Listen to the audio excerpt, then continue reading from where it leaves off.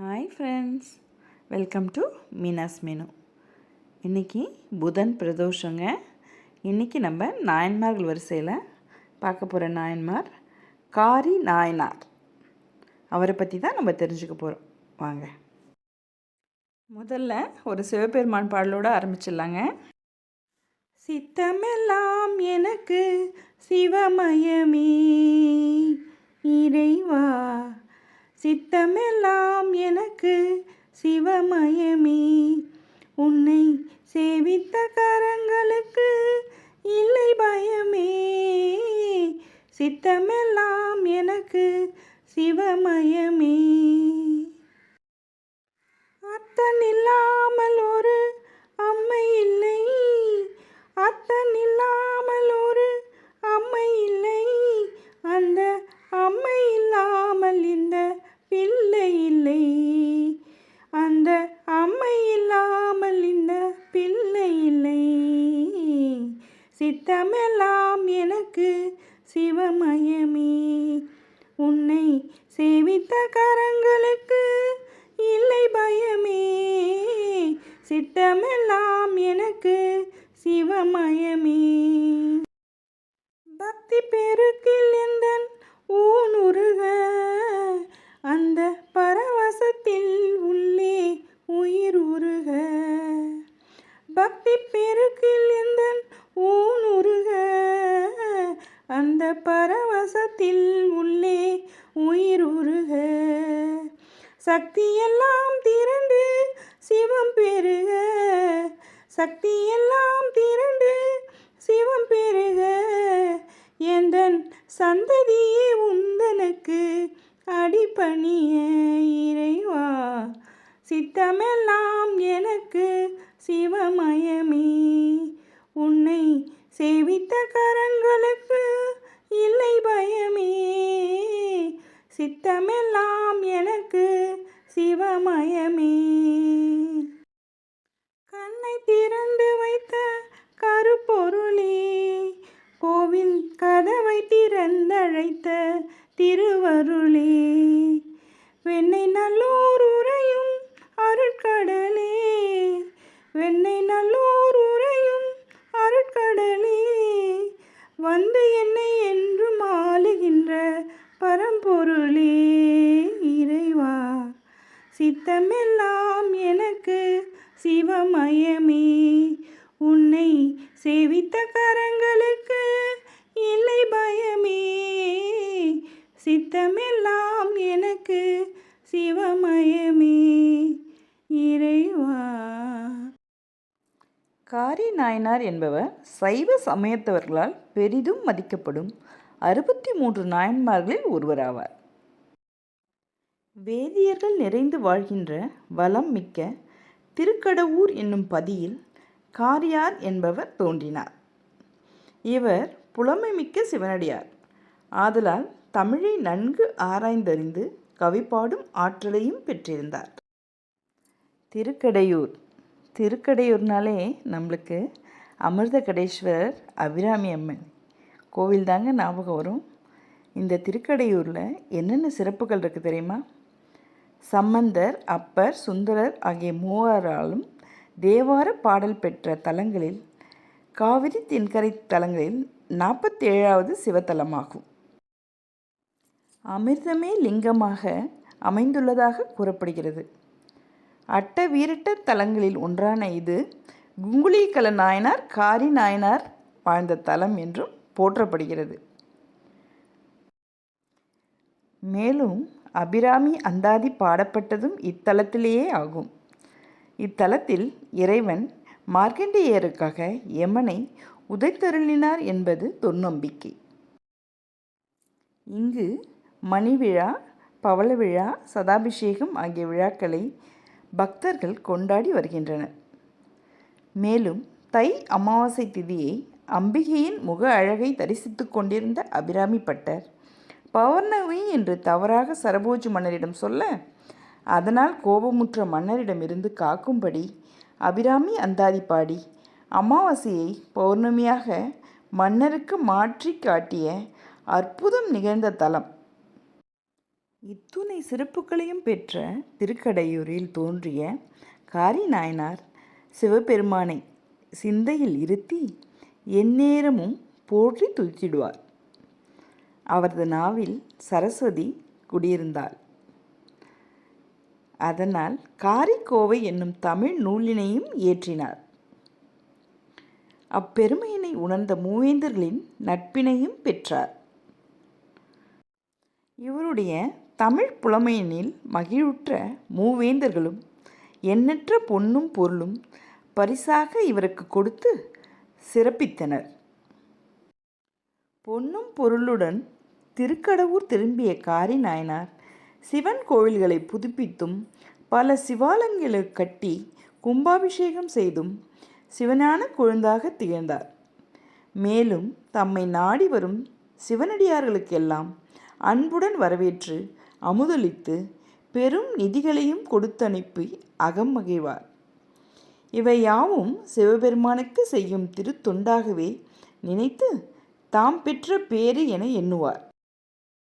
எக்காலத்திலும் திருக்கைலாய மலைவாழ் நாதனை மறவாது அன்பு பூண்டு நமச்சிவாய மந்திரத்தை ஓதி சிவபெருமானின் திருவருளினை பெற்று தன் மனம் போலவே உடம்பும் கூடி சிவன் முத்தராய் வடகைலை மலையினை அடைந்து பிறவா பேரின்ப வீடு பெற்றார். காரிக்கும் அடியேன். அடுத்து நம்ம மீனாஸ் மெனுவில் கோஸ் பக்கோடா எப்படி பண்ணலான்னு பார்க்கலாங்க, வாங்க. இன்றைக்கி கோஸில் ஒரு பக்கோடா பண்ணலான்னு சொல்லி அதுக்கு கோஸை இந்த மாதிரி தின் ஸ்லைசஸாக எடுத்து வச்சுருக்கேன். இதில் ஒரு 2 கப்பு எடுத்துக்கலாம்.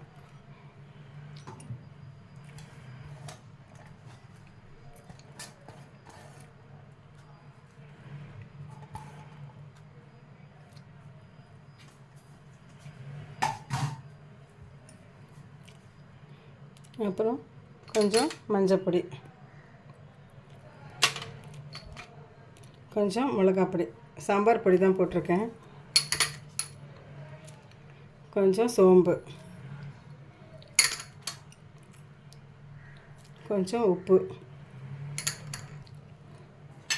பச்சை மிளகா பொடியாக நறுக்கின பச்சை மிளகா,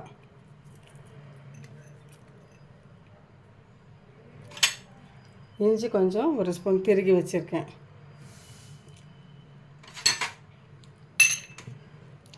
கொஞ்சம் ஸ்லைஸ் பண்ண வெங்காயம், கொஞ்சம் வேண்டானாலும் விட்டுடலாம், போட்டால் இன்னும் கொஞ்சம் வாசனையாக இருக்குமேன்னு சொல்லி தான்.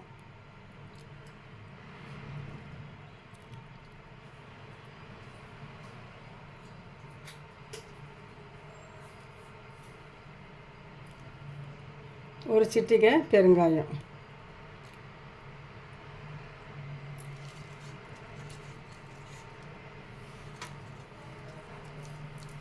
கருவேப்பிலை கொஞ்சம், கொத்தமல்லி,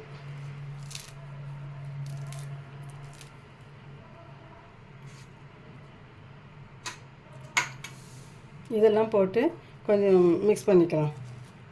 இந்த கோஸ்லேயே கொஞ்சம் தண்ணி இருக்கும், அதனால் கொஞ்சம் இதெல்லாம் மிக்ஸ் பண்ணி வச்சுட்டு இந்த மசாலாலாம் இந்த கோஸில் நல்லா கோட் ஆகிடும். அதுக்கப்புறம் நம்ம இதனோட சேர்ற இன்க்ரீடியண்ட்டை மாவை போட்டு பெசரிக்கலாம். இப்போ இதை அப்படி இப்படி லூஸாக எல்லாம் இந்த மிளகாப்பொடி இந்த மசாலாலாம் நல்லா இதில் கோட் ஆகிற மாதிரி நல்லா எல்லாத்தையும் சேர்த்து பெசரி வச்சிடலாம். இது அப்படியே கொஞ்சம் ஒரு 2 நிமிஷம் இருக்கட்டும். நம்ம அதுக்குள்ளே எங்கள் கடாயில் எண்ணெயை காய வச்சுக்கலாம். எண்ணெய் காய்ச்சின்னு இருக்கட்டும். நம்ம அதுக்குள்ளே ஒரு 3/4 கப்பு கடலை மாவு, இதை இந்த இதில் பவுலில் போட்டு பிசைஞ்சிக்கலாம்.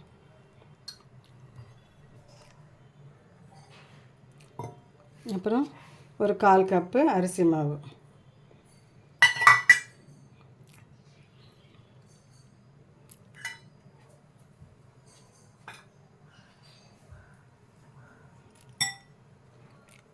இதில் தண்ணி விட வேண்டிய அவசியம் இல்லை. இதுலேயே இந்த கோஸ்லேயே தண்ணி விட்டுக்கும். கோஸு உப்பு எல்லாம் போட்டிருக்கோம் இல்லையா, அதனால இதுலேயே இது இருக்கும், தண்ணி பதம் இருக்கும். அதனால் வந்து நம்ம தண்ணி விட வேண்டாம். இந்த இதையே போட்டு நம்ம கொஞ்சம் அழுத்தி நம்ம பிசைஞ்சிடணும். அந்த கோஸில் இருக்கிற தண்ணியெல்லாம் இந்த மாவில் மிக்ஸ் ஆகிடும். கொஞ்சம் கடாயில் எண்ணெய் காயுது, அந்த எண்ணெயே கொஞ்சம் இப்படி இதில் விட்டுக்கலாம். அப்போ கொஞ்சம் இன்னும் கொஞ்சம் மொறுன்னு இருக்கும்.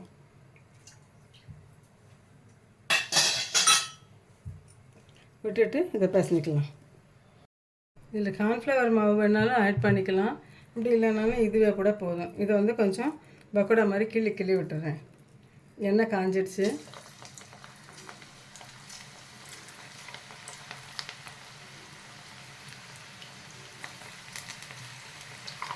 பூண்டு வாசனை பிடிக்கிறவங்க பூண்டு கூட போட்டுக்கலாம்.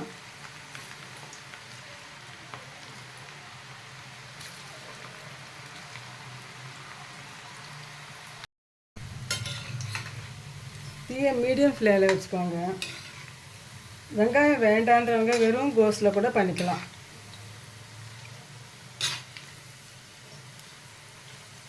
பார்க்குறதுக்கு வந்து ஆனால் வெங்காய பக்கோடா மாதிரியே இருக்கும்.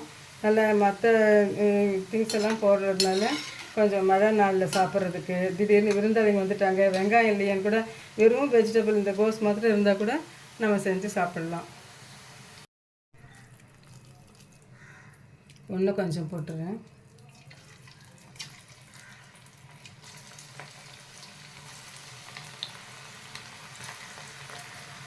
இதிலெல்லாம் ஒன்றும் சேர்ந்தது. இந்த வடை மாதிரி உங்களுக்கு வேணும்னா, இந்த மாதிரி பக்கோடா மாதிரி வேண்டாம், வடை மாதிரி வேணும்னா கூட கொஞ்சம் தட்டிட்டு போட்டுக்கலாம்.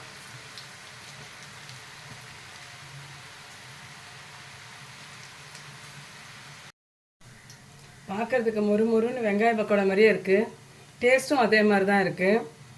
ஆனால் சில பேருக்கு கோஸோட ஸ்மெல்லு பிடிக்காது, சில பேருக்கு வெங்காயம் பிடிக்காது. ஆனால் இது வந்து ரொம்ப சூப்பராக இருக்குது, டேஸ்ட்டும் நல்லாயிருக்கு. நீங்கள் கோஸில் பண்ணான்னு சொன்னால் யாருமே நம்ப மாட்டாங்க.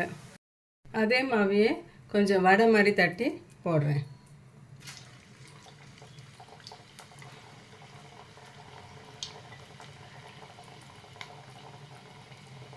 இப்படி உருட்டிக்கிட்டு ஒரு இது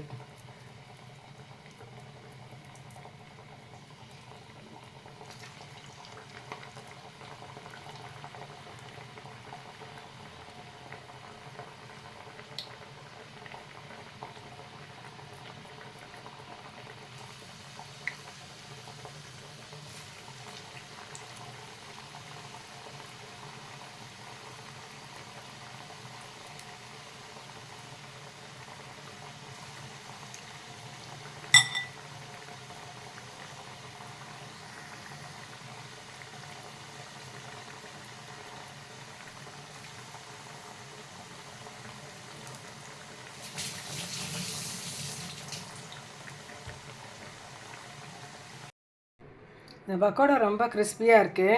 வடையாக போட்டேன் இல்லையா, அது ரொம்ப மெத்துன்னு இருக்குது. டேஸ்ட் வந்து கடலைப்பருப்பு வடை மாதிரி இருக்குது. ரொம்ப கடலைப்பருப்பு வடை கொஞ்சம் மொறு கடுக்கு முடுக்குன்னு இருக்கும். இது ரொம்ப சாஃப்டாக, ஆனால் டேஸ்ட்டு கடலைப்பருப்பில் ஊற வச்சு அரைச்சி பண்ணுற மாதிரி இருக்குது. அதுக்கு தொட்டுக்க சாஸ் வச்சுருக்கேன். ஸோ நீங்களும் செஞ்சு பாருங்கள், எப்படி இருக்குன்னு பார்த்து சொல்லுங்கள், டேஸ்ட் பண்ணுங்கள், சாப்பிட்டு பார்த்து என்ஜாய் பண்ணுங்கள். தேங்க்யூ ஃபார் வாட்சிங்.